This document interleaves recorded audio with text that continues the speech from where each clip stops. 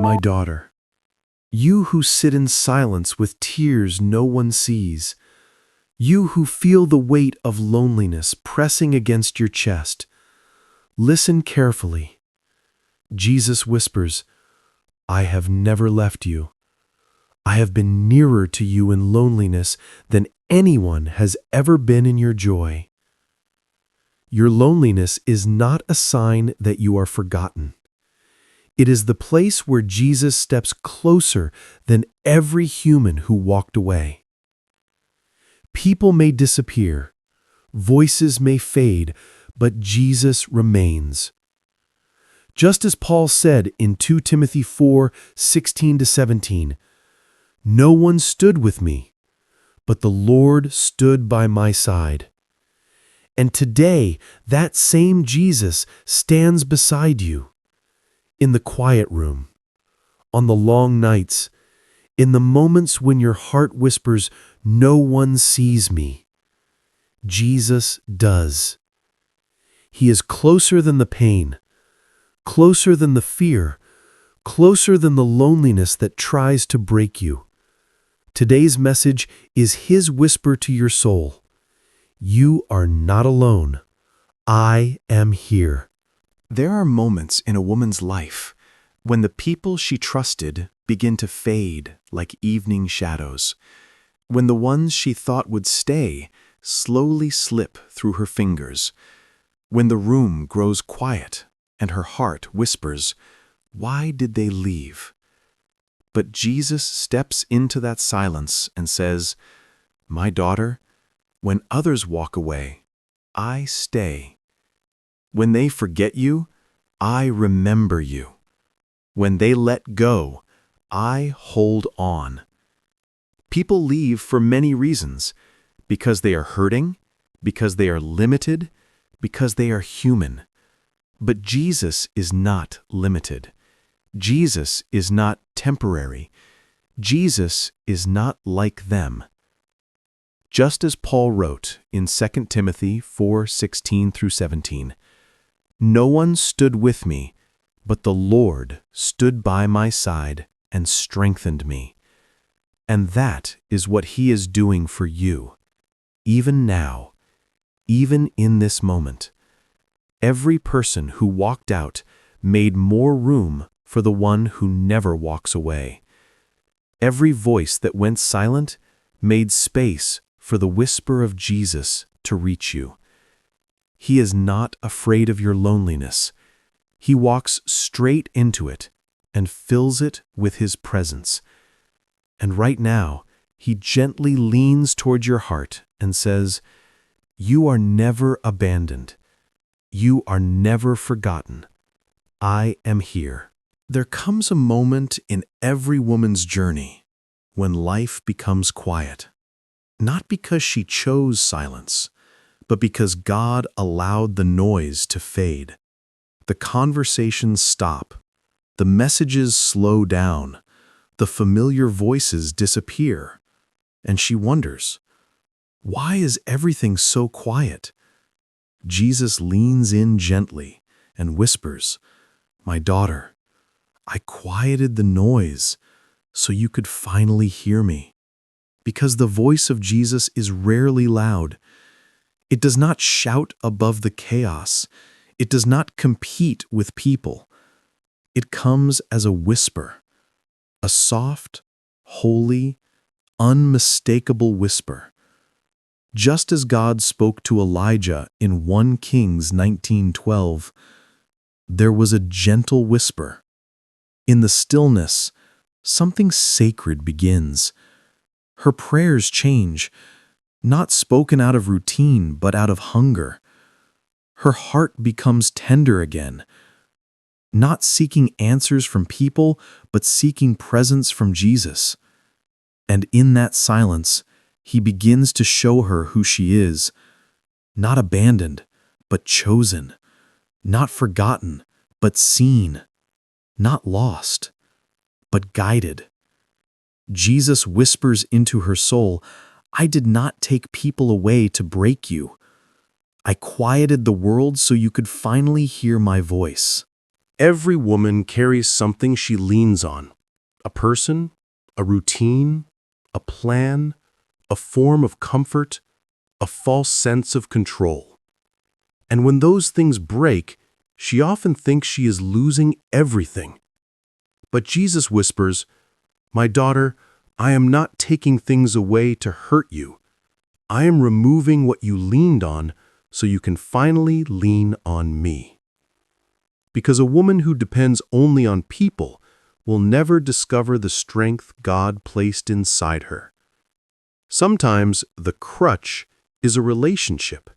Sometimes it is an identity she built around others. Sometimes it is her need for approval.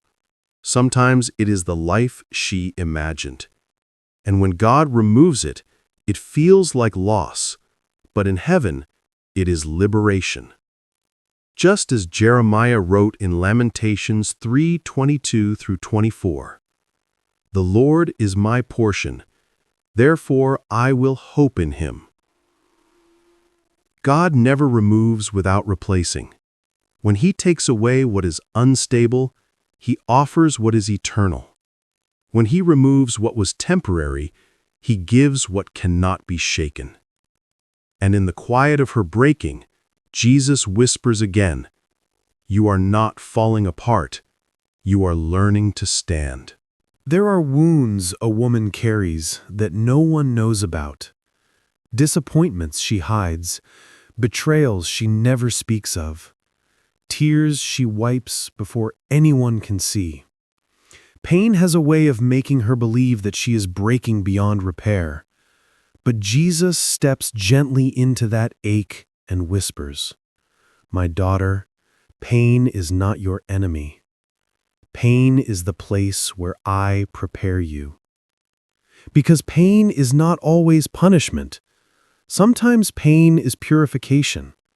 Sometimes it's the fire that shapes the calling. Sometimes pain is the doorway God uses to lead her into destiny. Look at Hannah in 1 Samuel 1, misunderstood, mocked, empty, heartbroken. Yet it was her pain that pushed her into the presence of God. Her tears did not drive God away, they drew him closer. And just as James writes in James 1, verses 2 through 4, "The testing of your faith produces perseverance, so that you may be complete, lacking nothing." Her brokenness is not wasted. The crushing of today becomes the anointing of tomorrow. Some women never pray certain prayers until their hearts break. Some never seek Jesus deeply until everything else is stripped away. Some never step into purpose until pain pushes them there. And in the quiet aftermath of her tears, Jesus whispers once more, "I am not breaking you. I am breaking you open." When the voices of people go silent, when the expectations fade, when the opinions that once shaped her identity disappear, something holy begins. Because identity is often buried under noise, under responsibilities, under what others want her to be. But in the quiet, in the solitude, in the moments she feels most alone, Jesus begins to reveal who she truly is. He whispers, "My daughter, you are not who they said you were. You are who I created you to be." Look at Hagar in Genesis 16:13. Unwanted, unseen, abandoned. Yet in the wilderness, she discovered her true identity. She met the God who sees her and named him Elroy. The wilderness stripped away the voices of people so she could finally hear the voice of God. And the same happens to the woman who feels alone. In her isolation, the false mirrors break, comparison breaks, the need for approval breaks, and she begins to see herself through heaven's eyes. Not rejected, but chosen. Not broken, but becoming. not too much, but made for much. Jesus reminds her, "You are mine. You are called. You are becoming everything I designed you to be." Her loneliness becomes her classroom. Her silence becomes her soil. Her solitude becomes her sanctuary. This is the holy work God does when a woman has no one but Him. There is a kind of faith that cannot be learned in comfort, that cannot be formed in crowds, that cannot grow in the noise of life. It is the kind of faith that is born in isolation, in the quiet nights, in the unanswered prayers, in the moments she wonders if heaven still hears her. But Jesus whispers, "My daughter, I am not silent because I am absent. I am silent because I am strengthening you." Some storms do not come to destroy her. Some storms come to build a faith that fire cannot burn, that winds cannot shake, that darkness cannot suffocate. This is the faith of Habakkuk 3:17-18. "Though the fig tree does not bud, yet I will rejoice in the Lord." This is not the faith of a woman who has everything. This is the faith of a woman who has lost almost everything, yet refuses to lose her praise. She has been through the leaving of people. She has survived storms that should have broken her. She has walked through nights when heaven felt quiet. But she did not let go.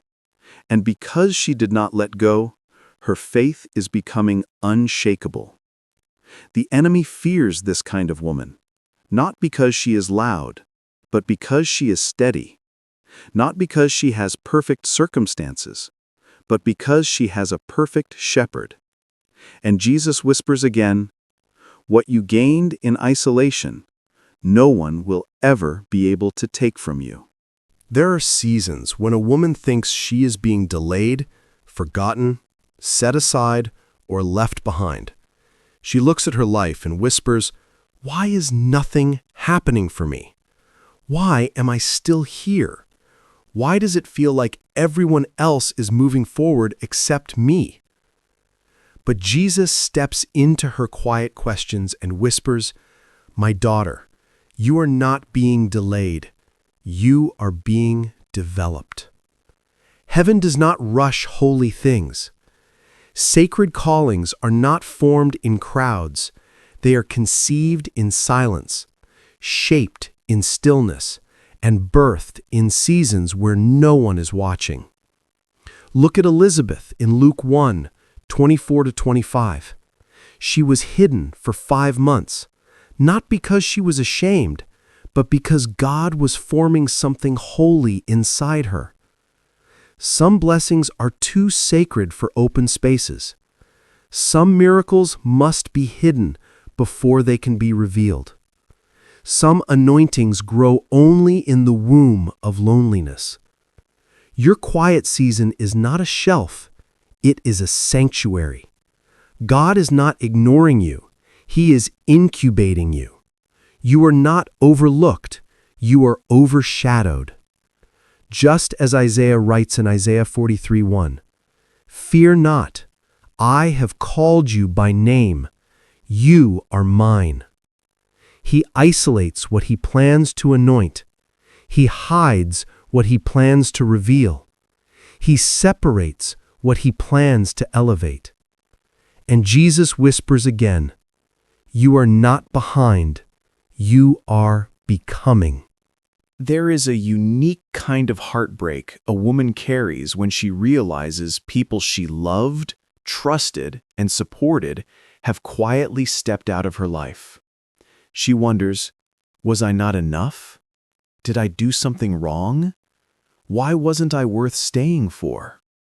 But Jesus draws close and whispers, "My daughter, when they walked away, I walked in."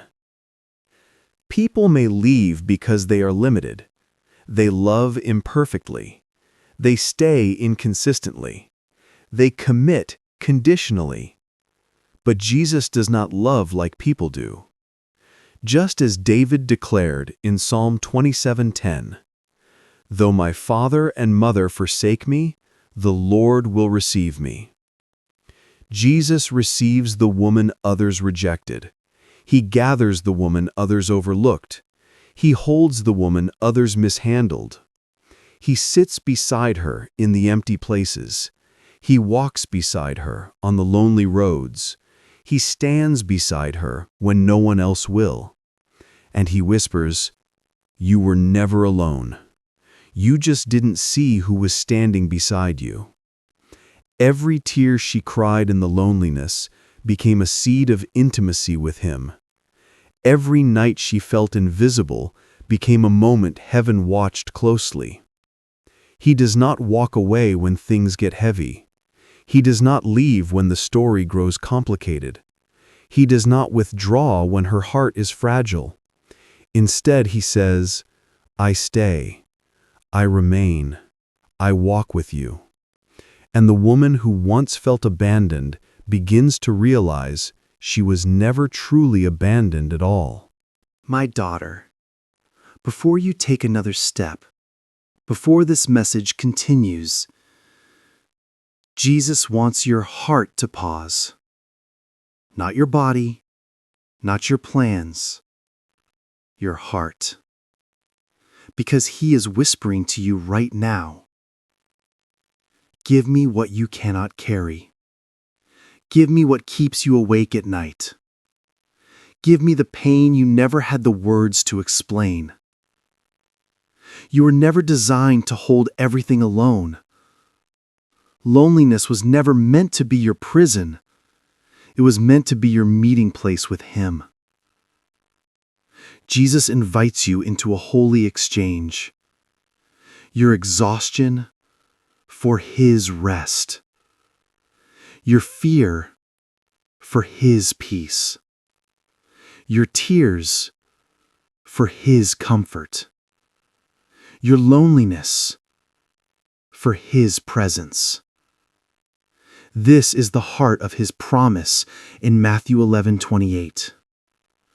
"Come to me, all who are weary and burdened, and I will give you rest."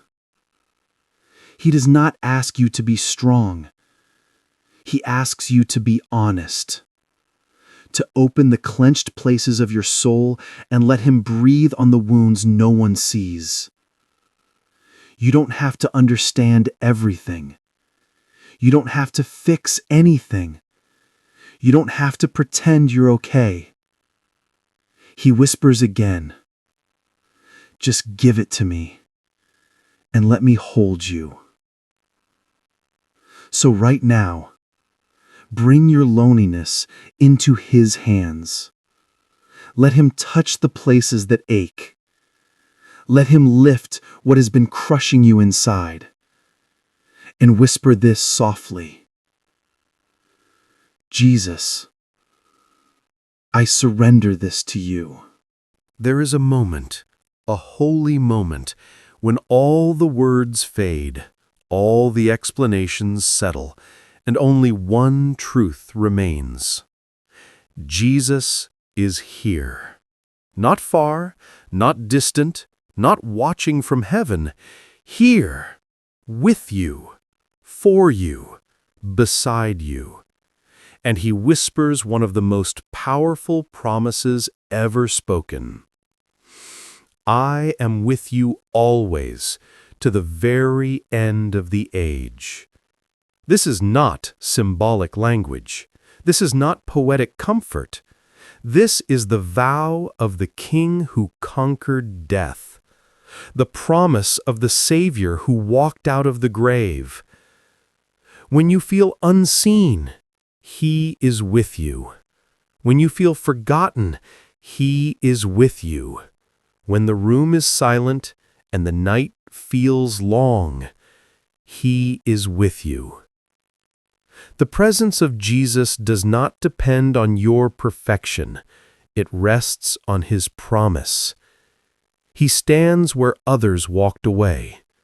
He comforts where others fell silent. He remains where others changed their minds. And right now, in this very moment, He leans close to your spirit and says, "My daughter, I have never left you. I have always been beside you, and I always will be." This is the revelation that changes everything. Loneliness loses its power. Fear loses its voice. Abandonment loses its sting. Because the one who holds the universe is holding you. If this message touched your heart, if something inside you felt seen, or if you sensed Jesus whispering to your spirit, I want to invite you to respond. Not to the video, not to the speaker, but to Him. Take one moment, place your hand on your heart, and let these words rise from within you. Jesus is with me. I am not alone. Type it in the comments as a declaration of faith. Jesus never leaves me. Every time you declare it, you silence the lies of loneliness. You break the power of fear. You remind your soul of the truth heaven already knows. And if this message strengthened you, help it reach another woman who needs this whisper. Like, share, and subscribe, not for numbers, but so more hearts can be healed by the presence of the one who never leaves. Before we end, receive this blessing. May Jesus walk beside you in every quiet room, lift you in every heavy moment, and remind you every single day that you are loved, seen, and held by the God who never lets go.